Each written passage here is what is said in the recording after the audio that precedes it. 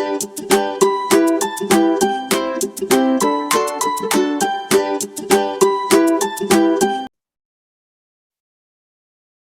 hello everyone, and welcome to Home Buying. My name is Krista Danis, and I'm the Events and Program Coordinator at the Aurora Public Library District. Thank you for being here this evening on Zoom and Facebook Live. This program is presented in partnership with the Office of State Representative Barbara Hernandez and KCT Credit Union.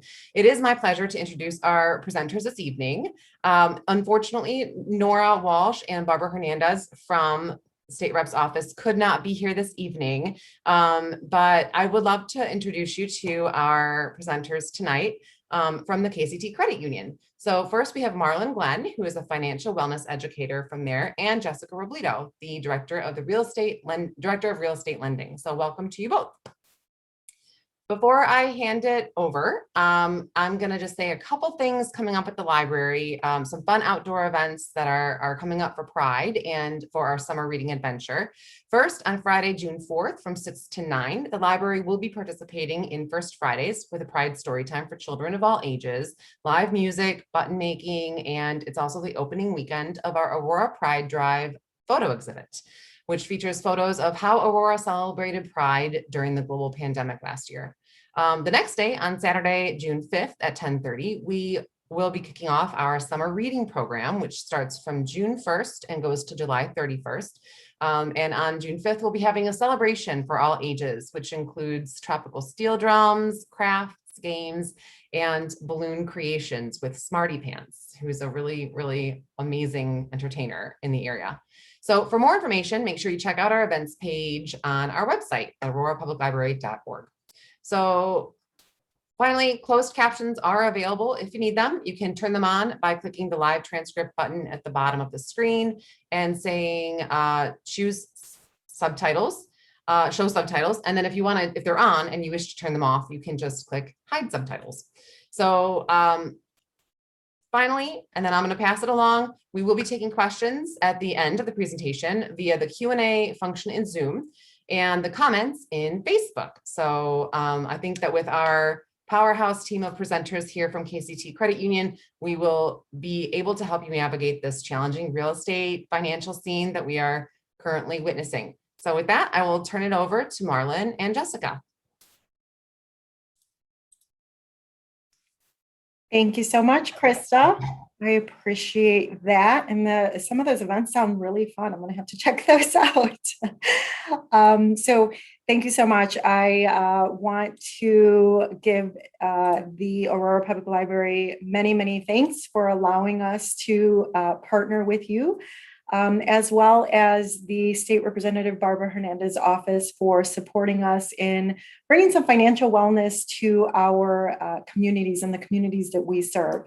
My name is, again, Marlon Glenn. I'm the financial wellness educator here with KCT Credit Union.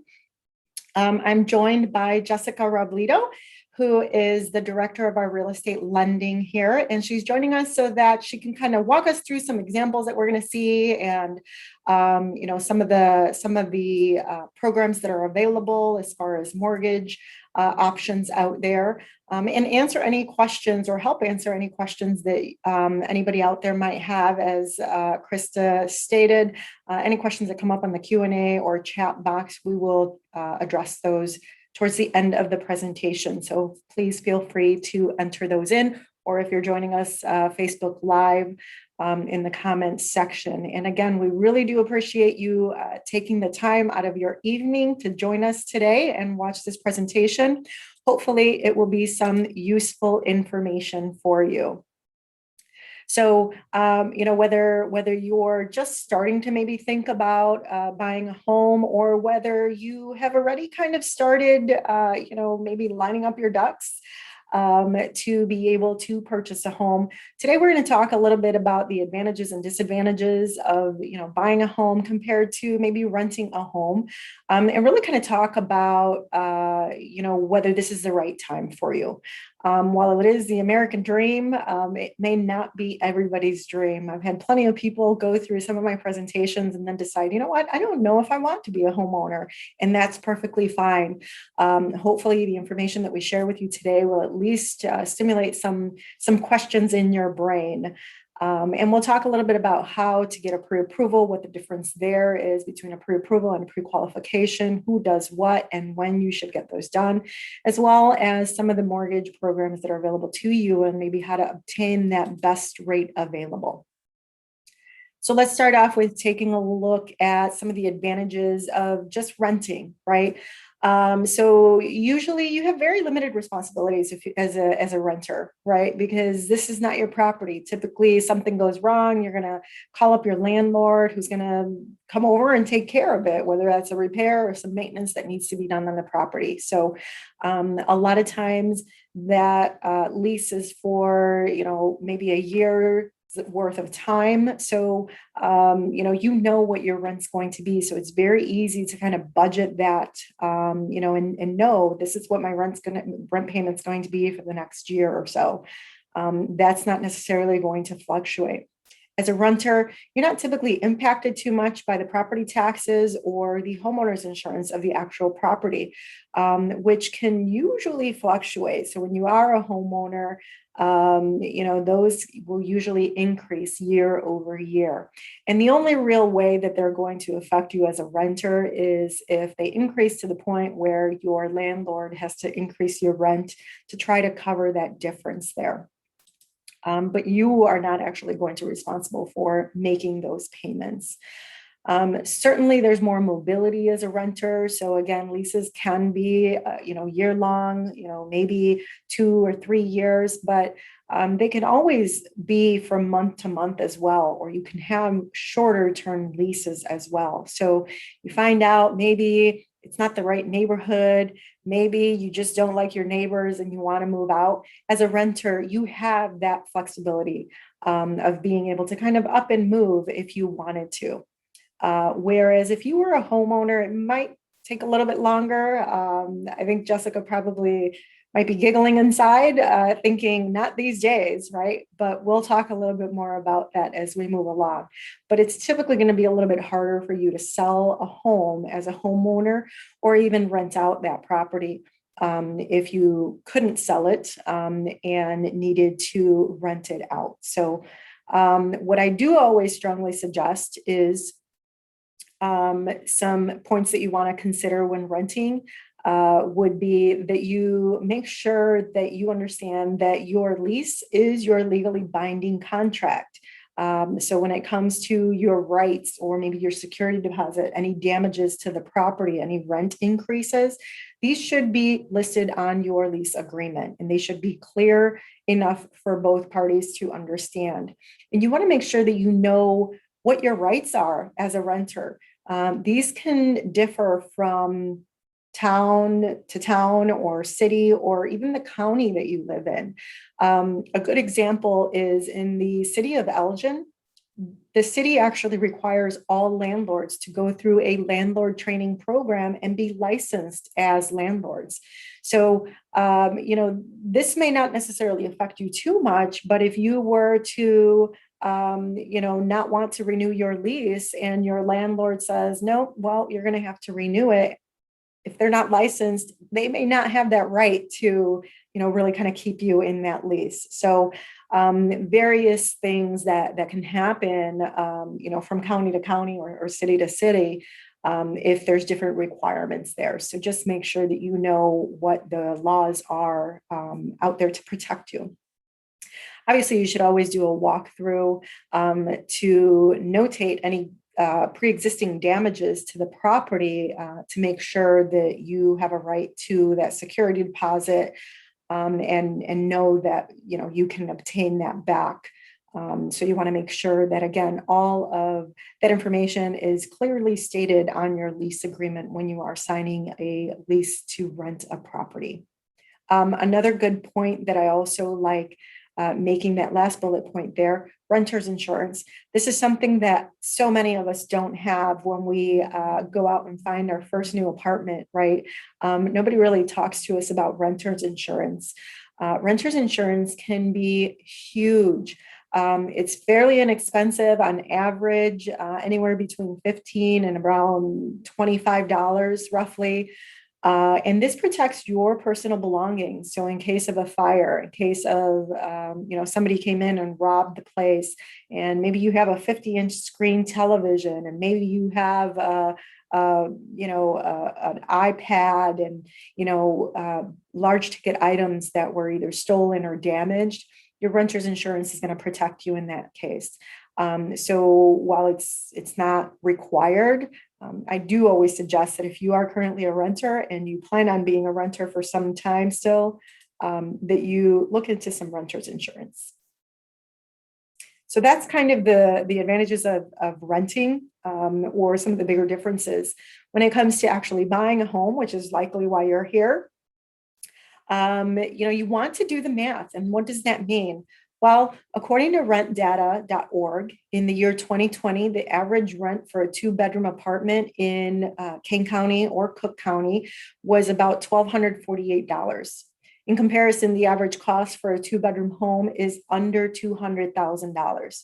So that mortgage payment ultimately could really be less than that $1,200. So you could be saving yourself some money by buying a home, which is kind of crazy, but it is possible because interest rates are so low.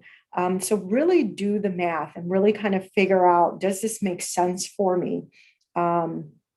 Do I have enough of a down payment, and what kind of interest rate can I obtain? We'll kind of talk about further. But when you do the math of how much should I be paying for rent in comparison to, can I actually purchase a home and be paying less, and really kind of build some of that equity for myself and build a little bit of wealth, could really make a big difference for a lot of people these days. So it's important to look at all the pros and cons, renting versus buying. Renting, of course, gives you a little bit more freedom, but buying can really help you build, again, that wealth through equity, equity is really the difference between the value of your property in comparison to what you actually owe on your property. So the debt that's on that property, whatever your mortgage loan amount currently is. So as time goes on, you're paying down on that principal balance, and hopefully your house is appreciating. So you're building equity from year to year, which again is wealth to you, right? At some point, you will hopefully be mortgageless, right? Which means you own your home free and clear, and it's a huge asset. Hopefully it's worth, if not at least what you purchased it for, much more is the whole intention. So you're definitely building wealth through this home that you will eventually not have a mortgage on, hopefully. That's everybody's dream, right? It's, when will I pay off my mortgage, a 30-year mortgage? So when you buy a home, you'll be responsible for more than just that mortgage payment. However, that mortgage payment is usually referred to as the PITI, right? It includes your principal, your interest, your real estate taxes, and your homeowner's insurance. So in lender land, your lender may say your PITI is going to be $1,000 a month. Well, if they're saying your PITI, that means, again, principal, interest, real estate taxes, and your homeowner's insurance. What may also be included in there will be possibly mortgage insurance or PMI insurance or MI insurance, however you want to refer to it. It's basically all the same thing. It protects the lender. That may be included in there depending on the type of mortgage that you choose and the down payment that you put down on that home. Another thing that may or may not be included in your mortgage payment would be an association monthly payment. So depending on whether you're purchasing a condo or maybe a townhouse, sometimes maybe even a PUD home would have an association. And that can either be a separate monthly mortgage or monthly payment, or sometimes in rare occasions, it can be included with your mortgage payment as well. One thing that I like to remind people of that will never be included in your mortgage payment is money for maintenance and repairs. We don't usually think about these things, right? Most of the time, we're very enamored with the fact that we're going to be homeowners, we're buying a house, and this is going to be our dream house, and it's going to be awesome, right? However, when you actually are a homeowner, the reality hits and there's maintenance that goes along with that home. So there's always going to be repairs that will need to be made. So you need to take into consideration that you should be saving at least 1% of the value of your home every year for that maintenance and repairs, because you may not need it your first year that you're there. You may not need it the second or even the fifth year that you're there. However, at some point, you do need to do maintenance on that home to make sure that when the repairs come along, they're not devastating to your pocketbook. So if you don't maintain the home, likely those repairs are going to be much worse than if you kind of kept up with that maintenance. Whether it's making sure that your air conditioning unit gets maintained and looked at every year, or maybe your hot water heater, or whatever the case might be. There's always going to be those additional expenses that you should be setting money aside for, exactly just for that. So besides having your normal savings account, besides maybe having your vacation fund, you also need a maintenance and repairs fund. And it should be 1% of the value of your home on an annual basis. So this may not be such an issue if you're buying a townhome or a condo. Typically, the association is taking care of maintaining the exterior of your home. So, if you are in a condo or a townhome, you may never have to, incur the cost of replacing a roof, which can be very, very expensive, or maybe redoing the siding. However, know that there's still going to be some maintenance, right? So you're still responsible from the drywall in. Refrigerators go out, stoves go out, and microwaves need to be replaced at some point. So there's certainly going to be an additional cost there. So you want to keep those things in mind. I feel like this is kind of information that nobody really tells us. We just kind of have to figure out on our own. So, if you set that 1% aside every year, certainly the hurt to the pocketbook is going to be a lot less. So I'm going to give everybody a break of listening to me, and I'm going to have Jessica join me in talking us through what we're looking at here, some of these examples. What are we looking at, Jessica? Thank you, Marlon. So we're looking at 3 different examples for a purchase price of $150,000 on a 30-year mortgage. The difference between the 3 examples is the amount of down payment. So as a buyer, you do have options of what type of down payment you want to bring. But here, the higher the down payment, the lower the PMI monthly premium is going to be. As Marlon mentioned, that when you don't have a 20% down payment, the lender places an insurance that protects the lender in case the payments are not made, or there's a foreclosure, things that we don't plan for, but can happen. So the lender will place this mortgage insurance until you have at least a 20% down, 20% equity. And then once you've reached that 20% equity, then you may request the lender to remove it from your payment.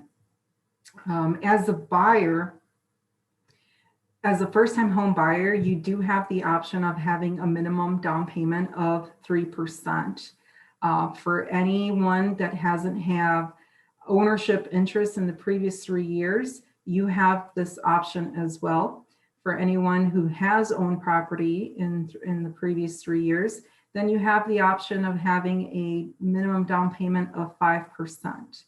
Like I mentioned, the higher the down payment, the lower the premium, and also you're looking at a lower monthly housing payment as well, because you're financing less with the lender.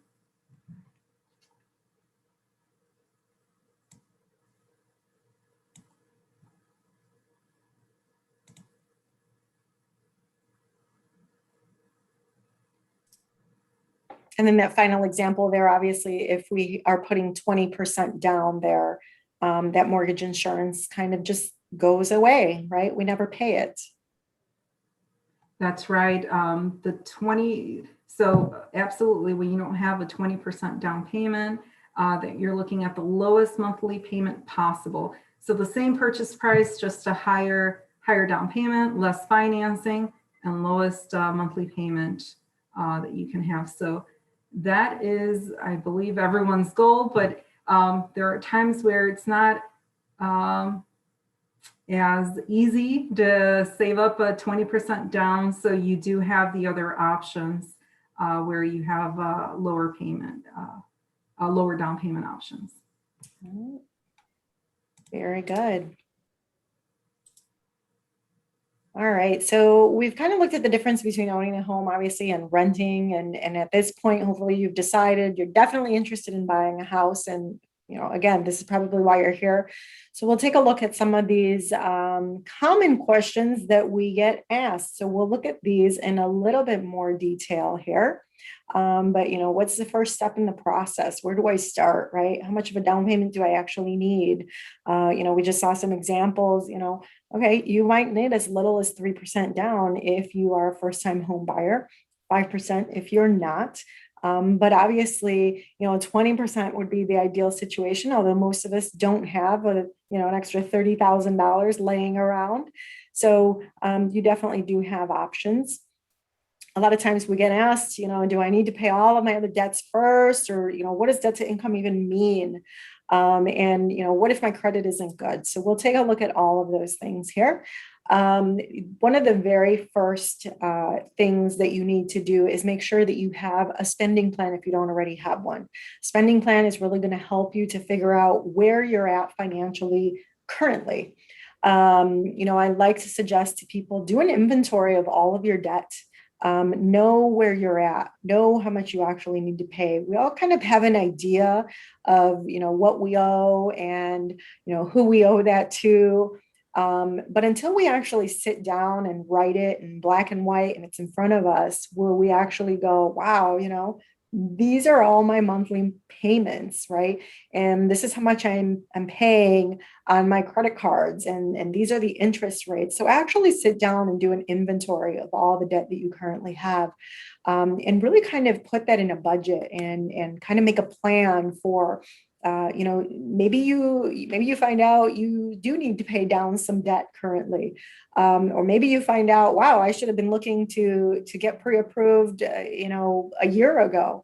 So, but really kind of having control of that debt and knowing where you currently stand is going to be huge. Take the time to kind of calculate your debt to income ratio.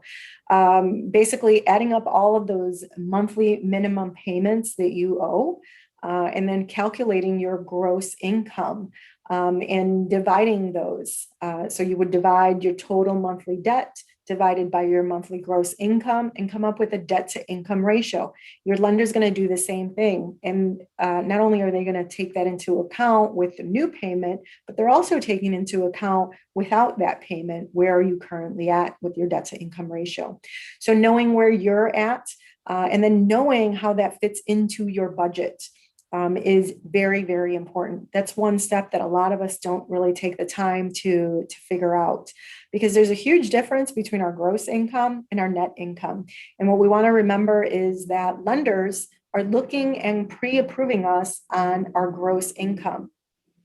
For most of us, the difference between our gross income and our net income is about 30%, if not more, which means if I gross $1,000 a month, if that difference is 30%, I only net $700 a month.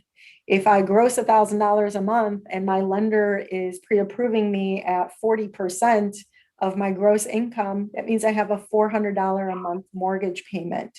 When really I may only net that $700. I'm left with $300 at the end of the month to put gas in my car, put food on my table, pay my utilities. You know, so you really have to know where you're at so that you can see how that fits into your budget, so that you know what is actually affordable to you. So very important that you kind of look at your own picture And a pre-qualification is a way to do that. So a pre-qualification is really just very preliminary. It's based on the data that you're giving your lender or the data that you see in front of you. So I like to tell people you can pre-qualify yourself. A good theory, if you are part of, if you're a member of like KCT, or if you have a financial institution that offers something like a debt checkup. We offer a debt checkup, which can be very, very useful. It can be a very good first start. It's kind of a pre-qualification, but a debt checkup is really kind of looking at your overall finances and your whole picture. Where are you at currently with all the debt that you currently have, and maybe what could be affordable to you? So that would be a really good start as far as a pre-qualification. Once you actually know what is actually affordable to your budget and your net income, at that point, then you go out and you verify that information with your lender. And your lender might say to you, oh yeah, you certainly can afford a $300 a month mortgage payment. In fact, I see that you can afford more than that. But at that point, you can have a conversation with your lender and say, well, I think this is what I would be comfortable with. So how much of a mortgage, what does that qualify me to go out and buy? So, you want to make sure that at the point where you're pre-approval, where you're looking for that lender to verify all of the documentation that you're providing them, they're going to pull a credit report. They're going to verify, would we be willing to actually approve you for this mortgage, right? This is your pre-approval process. At this point, you need to make sure that once you've been pre-approved, you do not change anything in your financial situation. You can see that on big red letters there on our screen. Do not change anything in your financial situation because you've already been pre-approved. Your lender's already pulled credit. They've already calculated your debt to income ratio. They've already told you this is how much we are willing to lend you. And if you go out and you open up a new credit card, or you co-sign for somebody, your brother, your mother, your son, if you co-sign, you can now potentially be responsible for that new debt. And I'm sure that Jessica can probably tell us a few stories about how maybe this has stalled closings or made closings not happen at all. Jessica, right? Yeah, definitely. Things like this will definitely impact the approval of your loan in some way. It could mean that, it's going to take a little longer to close on your mortgage and we're not able to meet the deadline that you and the seller have agreed on. Then we have to request an extension. And there are times where it's not as easy as you would think to request an extension from a seller when they're ready to buy themselves. So there's a lot of moving factors when it comes to buying a house. So you just want to make sure that you're not going to be doing anything that will hinder the approval or will delay closing. So great things to watch out for. To kind of remember. And, I like telling people, when you're co-signing for somebody, when you're being asked to co-sign for somebody, you're being asked to be responsible for that debt in case that individual does not pay it. So very important that well, what's the difference? If I co-sign for somebody, it's not my loan. Well, usually most of your lenders and creditors are asking for a co-signer because that particular individual does not qualify. So that means they've got you on the hook for that loan in case it goes south, right? So how do you get a pre-approval? Well, you need to complete the application, whether that's online or you meet with your lender in person, however it is that you're going to, conduct that application. And you need to get organized. Need to get a pretty good list of documentation that your lender is going to request. So if you do anything like a debt checkup previous to that, hopefully you'll have a lot of these documents handy. But obviously the last 2 years, and this list is pretty typical for most of your lenders. They're usually going to ask you for the last 2 years worth of your federal tax returns. Make sure to include all of those schedules and all of the W-2s. They're going to ask you for consecutive pay stubs for the last full 30 days. They want to verify your income, right? And copies of your most recent bank statements, usually 2 months. Some lenders may ask for 3 months. So some of these things may vary here and there, but this is typically what you're going to need to provide for a pre-approval. If you have any kind of circumstances out of the ordinary, maybe you pay alimony or child support, or there's been a bankruptcy, 5, 6 years ago, if you have a pension, anything like that. So any kind of out of the ordinary kind of situations as far as income, you may need to provide some additional items like you see here on the screen as well. I always like to remind everybody, make sure that you have that conversation with your lender. Any issues with income, maybe you receive a bonus or some sort of commission, or maybe you just got a raise and you've been at your job for 10 years, or maybe you recently got a promotion. Any of those questions, it's best to just kind of discuss them with your lender up front. Anything that you really are trying to hide from your lender is probably going to be uncovered at some point between your bank statements, your credit, and all of the information that you're provided at time of application. No surprises are good surprises. I think Jessica would probably agree with that. I do agree with that. So giving the lender an opportunity to problem solve some of the things that you may already have a concern for or worried about, letting your lender know about those things, or your loan officer know about those things, allows them to kind of maybe guide you in a different direction, or advise you of different ways of fixing whatever it is, or they may request additional documentation, and they're more prepared then to solve whatever may come up of that specific scenario.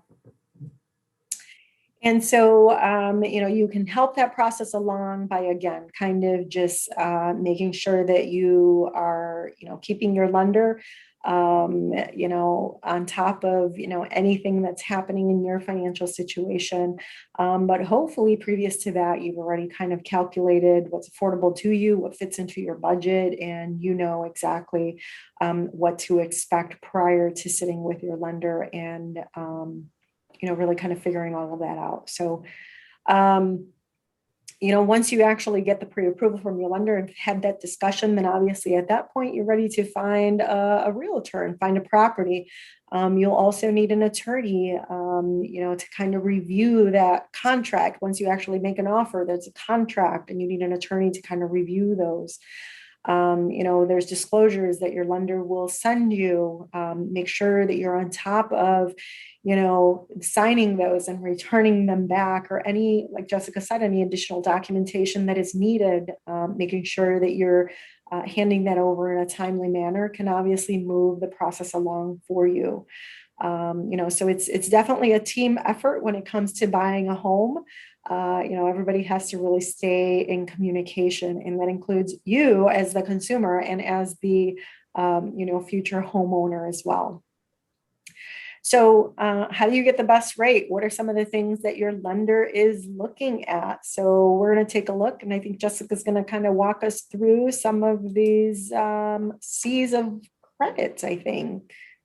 Yeah, as a loan officer, one of my jobs is to collect sufficient evidence to paint a picture for our friend, the underwriters. It's the person who then reviews all the documentation and make sure that all of your finances are in line with what you've stated on your application.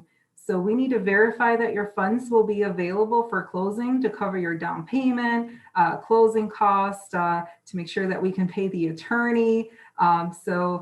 Making sure that these funds are available in your account throughout the process is very important. We do recommend that your funds are seasoned.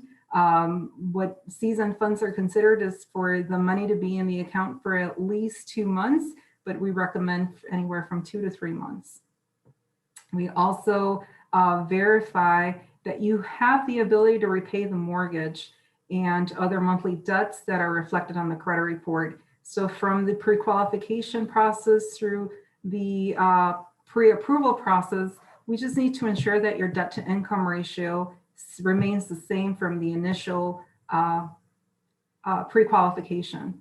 Also, we're typically looking for a housing ratio between 25 to 30% and a debt to income ratio of 45%. So as a lender, we want to make sure that the monthly payment is a comfortable payment based on your income, and also your total debt included with the mortgage payment is no more than 45%.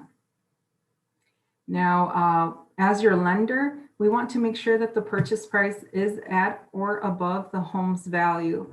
Right now, we're in a very interesting market where we are seeing that our buyers have to offer more than the listing price. And as a lender, we can still finance the mortgage. We would just ask you to cover the difference between the value of the home and the agreement of between you and the seller for the purchase price. And then we would be okay to move forward with the financing. So if I'm looking to offer more than what the asking price is, I need to come up with that difference there. Yes, yeah. So, and then the last thing is, how do we get the best rate? Well, a lot of times it's the debt to income ratio, right? And your capacity of being able to kind of afford that. But obviously, credit is a big factor there as well. So what makes up your credit score? Well, 35% is made up by your payment history. So any kind of late pays on your credit report can certainly affect your credit score. And when we're talking late pays, we're talking 30 days or more. So, you know, if your payment's due on the 1st and you make your payment on the 20th, that's less than 30 days. So it's not necessarily going to affect your credit score. It really more just affects your relationship with that creditor or that lender that you're paying. However, if your payment's due on the 1st and you don't pay it until that following month on the 5th, well, you're well over that 30-day mark. It's going to be a mark on your credit score. And unfortunately, because it's 35% of your credit score, you know, potentially, not usually, but potentially your credit score could drop that 35%. 30% of your credit score is made up by how much debt you carry, meaning, you know, maybe you don't pay off your credit cards on a monthly basis and you just kind of have all of these credit card balances out there. That kind of counts against you. There's a nasty rumor that I hear every once in a while going around that, well, I need to carry a balance on my credit cards to help my credit score. And I insist that nasty rumor was started by the credit card companies themselves. I don't know if it was MasterCard, Visa, or Discover, but one of them had to have started that rumor. So you do not have to carry balances on your credit cards because they count against you and potentially they're draining your credit score. Between those two things, that makes up 65% of your credit score. And Jessica, maybe you can talk to us a little bit about how does my credit score affect getting the best rate? What does it have anything to do with getting a better rate? Yes, Marlon, I actually have a story that I would like to share. A few years back, I was at a store, I can't remember which store, but I made a small purchase. And the cashier, you know, told me that they were running a promotion. If I used my credit card, they would give me a discount. So I did it, and it was like a $30 purchase. Well, then I forgot to make that payment. And at that time, I had, you know, a good credit score. It was in the upper 700s. And, you know, 60 days later, I found that I lost 100 points. And that's the only late pay that I've had since I started my credit. And it was, you know, it was devastating that I had worked so many years to reach almost an 800 score. And with the one late pay, I've lost close to 100 points. It took 6 months for me to go back to, or bounce my credit score to bounce back to what it was initially before that late pay reported. So credit scores, they're very important. You know, the higher the credit score, the lower the interest rate, the less requirements you probably will have from your lender, because you've shown that, you know, you've been responsible. You make your payments on time, and it's considered less risk to a lender with someone that has a higher credit score compared to someone that might have a low score. So what's a high score? We would consider as a lender a high credit score, any score that's above 740. A good score is a score of 680 or better. The interest rate may still be reasonable for lower credit scores, but the lender may require additional requirements. For example, a higher down payment or a longer employment history compared to those who have higher scores. So I'm just riskier because the history of my credit shows that maybe I don't always make my payments on time. And whether it's in a situation like, you know, unfortunately you just overlooked it.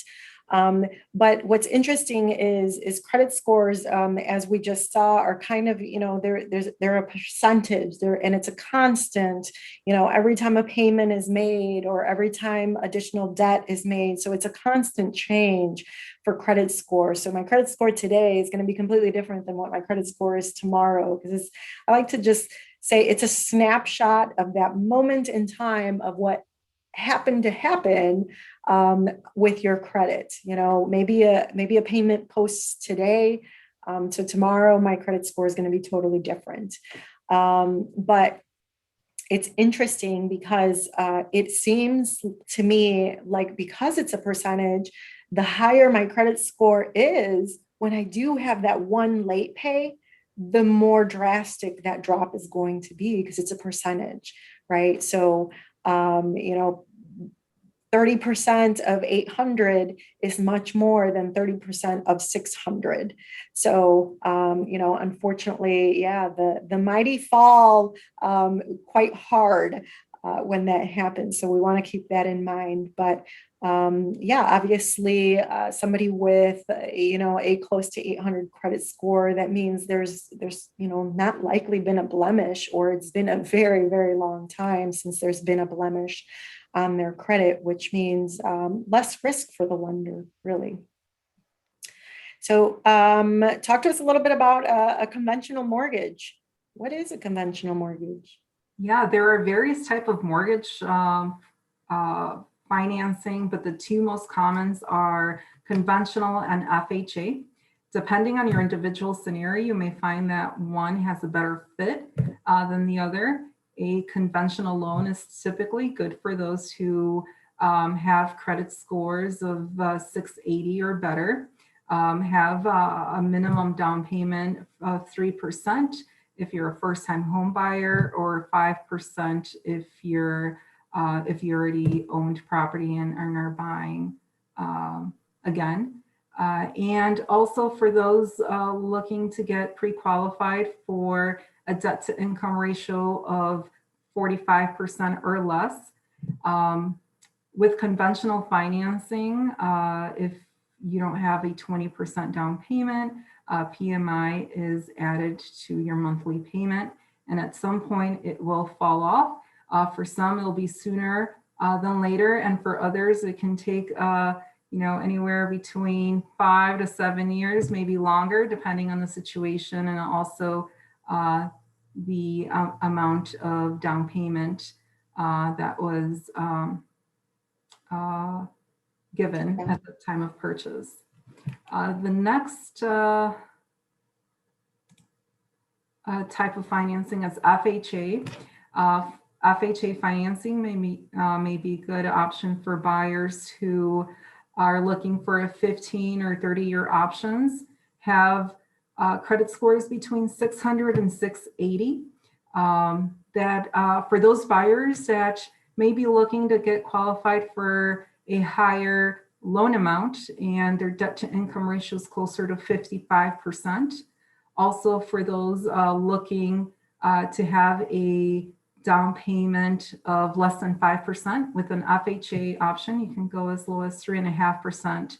And this is available to all buyers. There is MI, that's similar like PMI on the conventional financing. The difference is that on an FHA loan, the mortgage insurance, or MI, is required for the life of the loan. There's also a one-time fee that the buyer would have to pay. And this is a requirement to use FHA financing.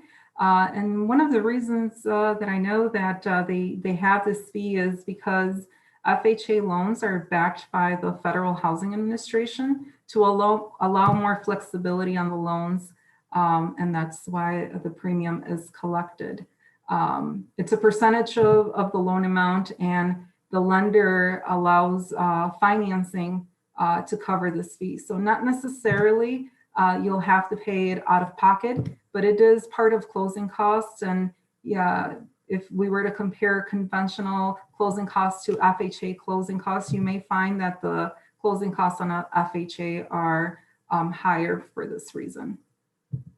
Because they're allowing me to purchase more home, potentially. Yes, they're being more flexible with the requirements. They're allowing for higher debt to income ratio, lower credit scores.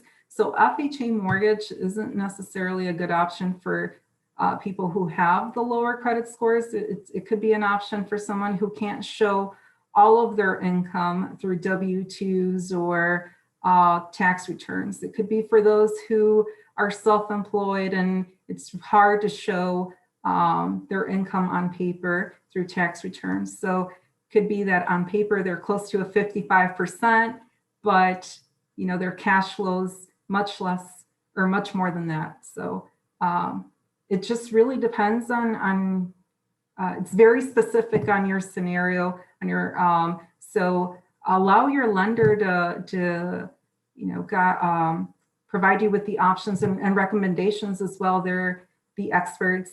You know, when I meet with members of the credit union or the people that are interested in using KCT financing, that's one of the first things that I do. I make sure that, you know, I look at both options to see which one would give more savings to my buyer and which one makes more sense depending on what they're looking for. So you definitely have options. It's just about, you know, letting your lender know what the goal is and what type of purchase price you're looking for. And I think that you hit it right on the head, you know, really kind of just letting your lender know, you know, what is my goal? You know, I like to remind people that, you know, when it comes to finances, we all have such a specific and individual, you know, not only what our picture looks like, but what our goals and dreams might be. So, you know, this is obviously very kind of general information that we're kind of putting out there, but it really comes down to each individual's, you know, situation and what they're looking to do. You know, for some people, it's important to, you know, be able to buy a home now. You know, whether that's because they're relocating or, you know, they just sold their home and maybe they're kind of almost homeless, living at home with the parents or whatever that case might be. Whereas, you know, for somebody else, it may be, you know what, I just really want to find my dream home and, you know, stay within my budget and within, you know, what is really affordable to me, because this is going to be my forever house. So everybody has different views on what they want to do. Everybody's financial situation is very, very different. So it is very important that you have a budget, that you have a plan, that you know exactly where you stand with your financial picture, and that you communicate that with your lender and all of the professionals involved. throughout the home buying process. Very important as a financial wellness educator and a previous homeownership consultant, so important that you make sure that you have that savings, that you're not draining all of your savings to purchase this home. Jessica touched on it, right now, the market is where, people are offering more than that purchase price. And if you have the means to do that, that is great if you're willing to do that. But it's also very important to, I started the presentation off by talking about that maintenance, that repairs, and making sure that you have that savings and are able to maintain that savings, not just for that maintenance and repair, but for yourself as well. So just important to really know, where your debt to income currently is and what is affordable to you. So, if you are ready to purchase and, come and sit with somebody like Jessica, certainly starting to compile that paperwork and all of those requirements is a great idea, getting yourself organized and reaching out to a good lender that's willing to take the time to sit with you and really have that discussion of, what your needs and what your wants are is very, very important. So with that, I think I'm going to hand it back over to Krista. I don't see that we have any questions through the Zoom. Anything out there? Yeah, I'm just gonna see if I can get myself back up and visible. I hid myself and now I can't remember. Oh, here we go. Okay. Hi. You would think that I would know how to use Zoom by now. I am not seeing any questions in the chat, and I'm not seeing, or in the Q&A here on Zoom. I'm not seeing any on Facebook either. But I just thought I'd throw a couple out there because I'm personally going through this process right now. And I know that there were a few things I wasn't sure of that maybe you could help answer a little bit. So is it better to put a second person, a partner, husband, wife, whatever, on a loan whose credit isn't quite as good or isn't considered good to have that extra income? Or is it better to leave them off the loan to get a better interest rate? Is there even an answer to that? There is. So it just depends on your ultimate goal. So if the goal is to qualify for a higher loan amount or a lower down payment, it may be beneficial to add a cosigner with a lower credit score, even though there's going to be potentially a higher interest rate. Mm-hmm. But bringing that income into the mix may allow the lender to qualify you for a higher dollar amount. Now, if you're qualified for the dollar amount that you're looking for, the price range that you're looking for, then it might not be beneficial to add the cosigner and leave that person off. Now, in a lot of scenarios, it's husband and wife, where one spouse is on the loan and the other one's left off the loan. Just so you know, that second person may be able to be on title as an owner. So not necessarily on the loan, but still an owner of the home. So just really depends on what we're trying to accomplish here. But I'd say, if there is an option to not have that lower credit score, that would probably give you the most savings in the long run. Great. Thank you so much. And then does the lender schedule, this might be a silly question, does the lender schedule the appraisal? The lender does schedule the appraisal. Okay. Now here's the thing with the lender and appraisals. So the lender schedules the appraisal, but the lender does not communicate directly with the appraiser. So I send my request in, I have an appraisal management company that hires the appraiser, and the appraiser contacts the seller or the owner to schedule the inspection. So the lender doesn't have any communication with the appraiser through the inspection process. Okay, that's really good to know. Very interesting. One last question about, and it's about closing costs. So can those be wrapped up in the mortgage loan? So the only time that you're able to include the closing costs and financing is when you're refinancing.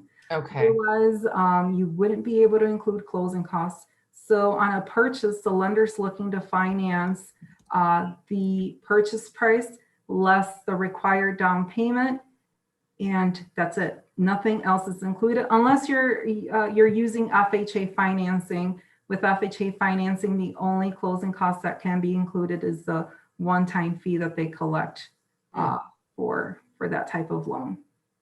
Okay, great. Thank you. And then we did have one question just come in through on Facebook, and it's a good one. She asks, is it better to build? Is it better to build a home, or is it better to get a pre-owned home? If we're comparing interest rates for a new build to an existing home, there wouldn't be a difference on pricing. It would be about the same.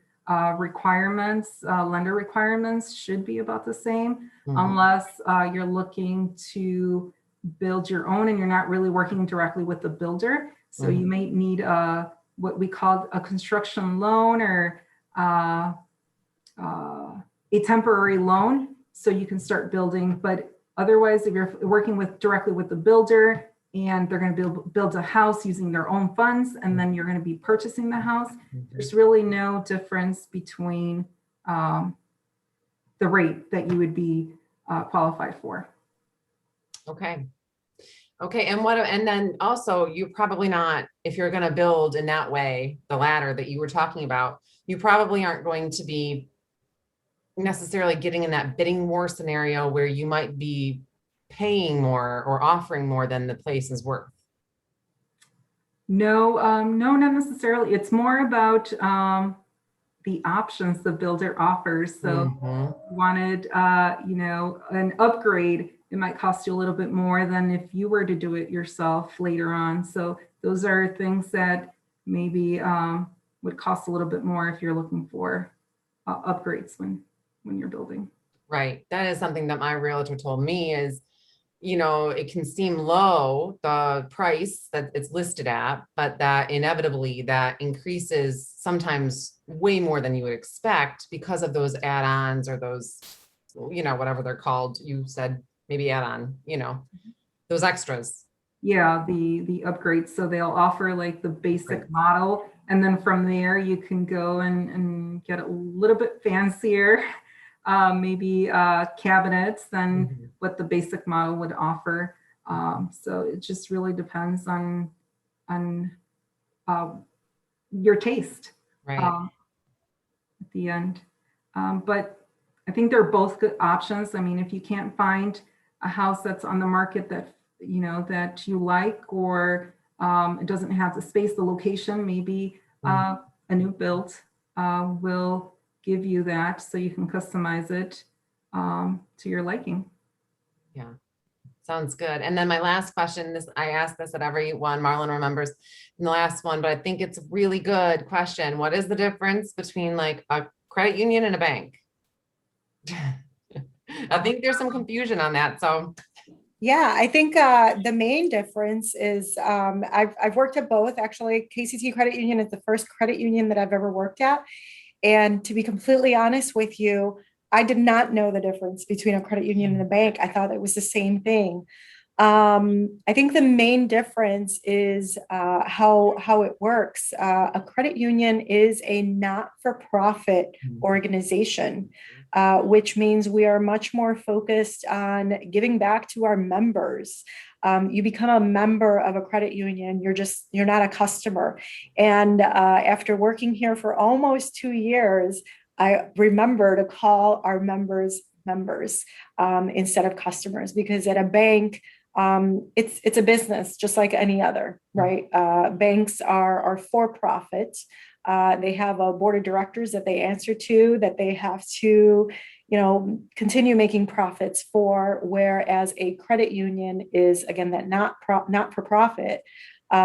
we give back to the members. We're trying to give lower interest rates. We're trying to give higher yields on savings accounts. We're more focused on making sure that you have a good financial picture, which is one of the reasons that I'm simply a financial wellness educator. I'm not here to really sell any products. It's more about educating our members and making sure that they're making good financial decisions in any way that we can. So Awesome. that's And the biggest we love difference. working with you.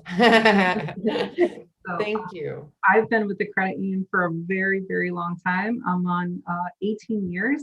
Oh, One of the reasons that I'm still at KCT, it's because it allows me to educate people and not sell them on anything. So right. education is a big piece at KCT. So anytime I'm meeting with a member, I'm making sure not only that they understand the process, but they also know their options. And I leave it up to them. I don't have a specific product that I need to sell or that I need to put them in. They're kind of actually telling me like what they need and how to, one of my jobs is to find a way to customize their loan to meet their needs. So that's why I enjoy working here because we're truly helping members.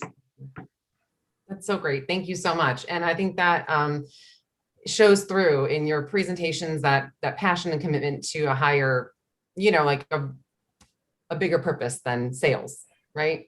Absolutely. So thank you so much for this. This has been fantastic. We have recorded this session and the one in Spanish too, and they will be available on our YouTube and our Facebook pages. So if you didn't get a chance to see it tonight, they will be able to get to see it later. So thank you both for being here. Thank you for All having me. right. Thank you so much. Have a great evening. You too. Bye. Bye.